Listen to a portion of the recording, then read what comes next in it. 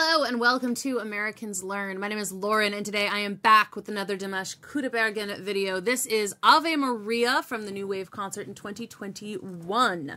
I have really loved my journey through Dimash's work. I'm still enjoying it. I don't think I've seen anything from this concert yet, but I'm looking forward to it regardless. So basically what we are going to do, as usual, is we're going to watch through the video and then we are going to go back through and play it out. And just let me, and then the next time I will stop. So playing it through twice. First time just vibing. Second time I will talk about it. Let us begin.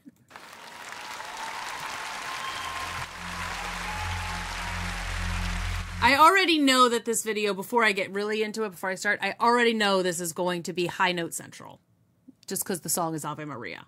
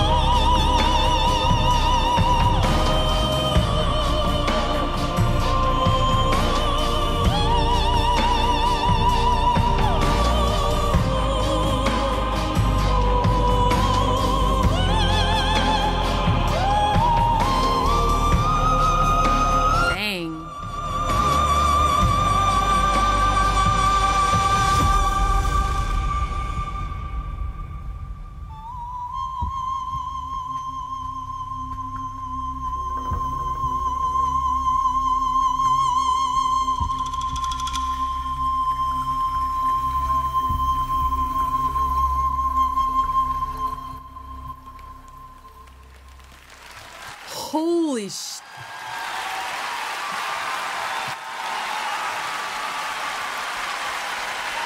Okay. Wow. Okay, so first, I was expecting the rest of the words to come in at some point to that song. I wasn't expecting it all to just be the but like, that's fine. I only know the words Ave Maria. I know there's more words to that song, I think, than Ave Maria, but that's all I know. So just make it simpler, not a problem. I loved the spooky sort of ethereal quality at the beginning, like the creepy, like the smoke coming in. I do feel kind of bad for the real smoke with the singers who are in the background there, like having to sing through the real smoke. Not fun. But like the atmosphere, the ambiance is so like spooky, and like I was like really tense at the beginning there, which is like the fact that, and it's hard to sing when you're tense. So I was like, good job. Like, cause the music just put me in an immediate sort of situation. And then he comes in with his angelic like notes there, making it wild.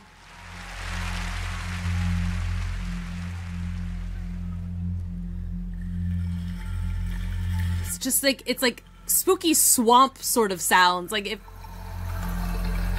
it's so, I mean, the lighting is still like really clean and beautiful, but it's the little bells and the drums and like, it's like, and the slow string, like, oof, like that long note, very spooky.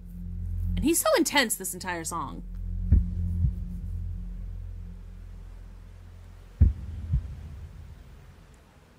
It's like the heartbeat, that drum at the end.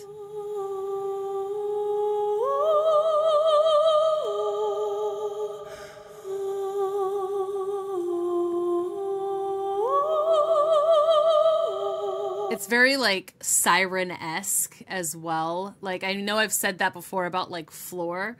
I want to see those two, and I feel like maybe I've said it about Simone too. I think I say it more about Floor, but like I want to see those two in like a siren off.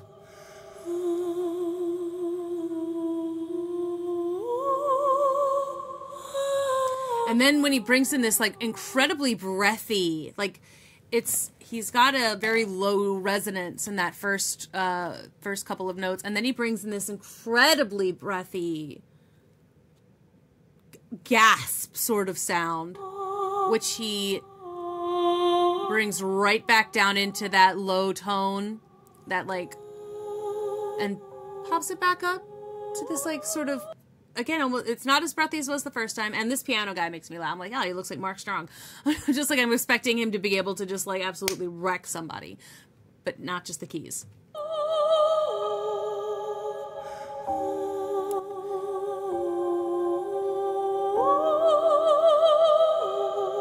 Just look how open he keeps. I mean, it's making me yawn just to look at it. Just like, that's how open he is. Like my sympathetic, oh. And then he brings in that Disney princess sound. And again, like it's interesting when like the drums and stuff come back in, because he's still floating up here above it all, and like everything else is incredibly grounded. And again, they're still having some of that spooky ambiance. I don't know if it's meant to be spooky or if it's just meant to be otherworldly, because it certainly manages that. And like, again, like just like the way he's able to stretch that and like bounce it back, it's like a rubber band. Like loud, soft, strong, like tight, like thin. Like it's, again, I think that adds to some of the tension, because I keep expecting it's like things to just snap, but they're not snapping.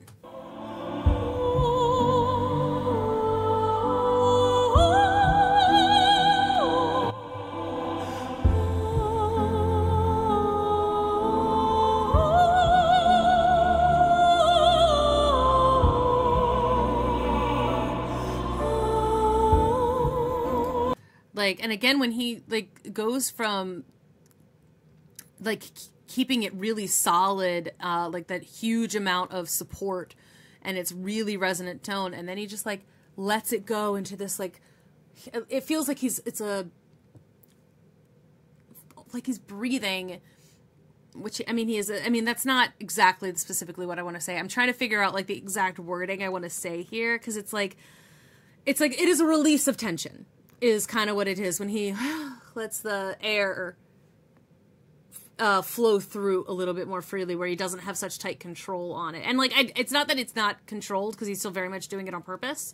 But it's like, it feels like he's letting go a little bit whenever he like does that exhale a little bit more strongly.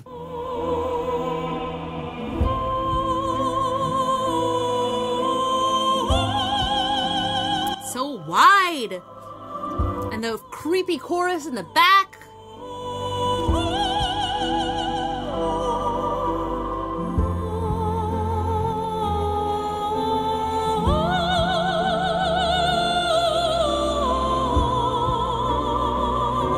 Also, I really want to say I like Mr. Muscles back here and the band, and like the guy with the sunglasses and the guitar, and the guy with the guy like looks like he's on stage in like jeans and a tight black t-shirt. I love it. Good aesthetic.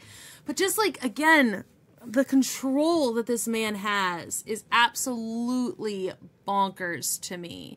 Just like the way he's able, loud, just like the dynamics shifts that he's able to do in just such a short amount of time, but not sacrificing breath support. It's inspiring.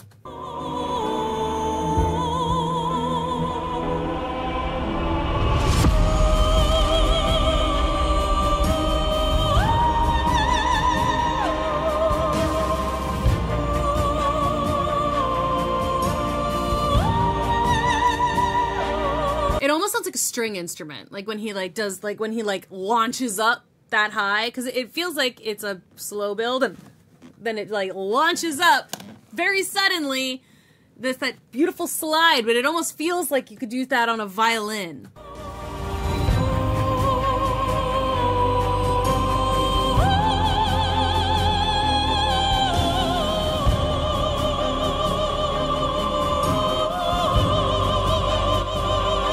Like, that's like a political image right there, except for he's playing the piano, but he looks so like strong and intense. I love that. So that's something that I noticed the first time. I got a little bit distracted by the piano player on the big old screen. And again, this way the song has built and built and built, and now he's up at this top of the song now, and it's so like high intensity and loud.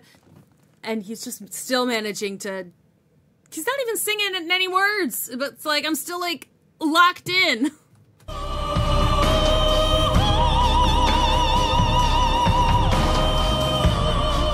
And that note lasted for freaking ever. He held that forever.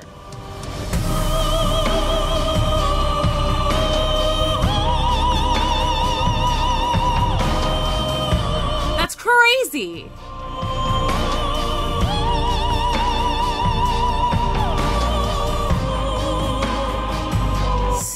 He's holding these notes for so long.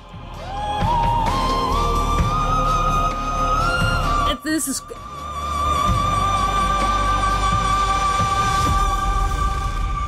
like that bit, and like this bit getting up.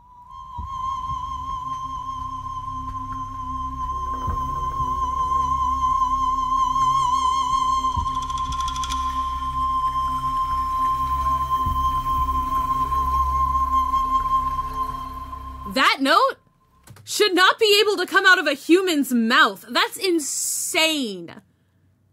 Like, without it being a shriek or a squeal, that is so high, so tight, that does not sound like a real sound that a person can make. How, like, and he starts quiet, gets loud, and brings it right back in. There's no microphone feedback. It's just... that last bit, especially, is so bonkers. I I can't believe he made that sound. And he made it sound good. Because, like, there's a lot of times in, like, someone will, I don't know, I listen to some songs and it's like they're trying to be jazzy and fun and throw some, like, a spin on it, and then they'll, like, do that, like, high note, and it's like, ugh, that's just, it's hard to listen to. But that I could listen to all day. Like, that sounded really, really, really, really good. So, I mean, I'm not surprised. It's Dimash. So, I did enjoy that. That one, I don't remember if that one was a suggestion or not, but I found it anyway. So, let me know what I should look at next. Don't forget, if you're only here for the singers, you can check out some of our other stuff too. We've got history, we've got comedy, we got some fun animal stuff. You know, you can check out some of our other things as well. It would really, really help out the channel. And I will see you all in the next one. Bye-bye.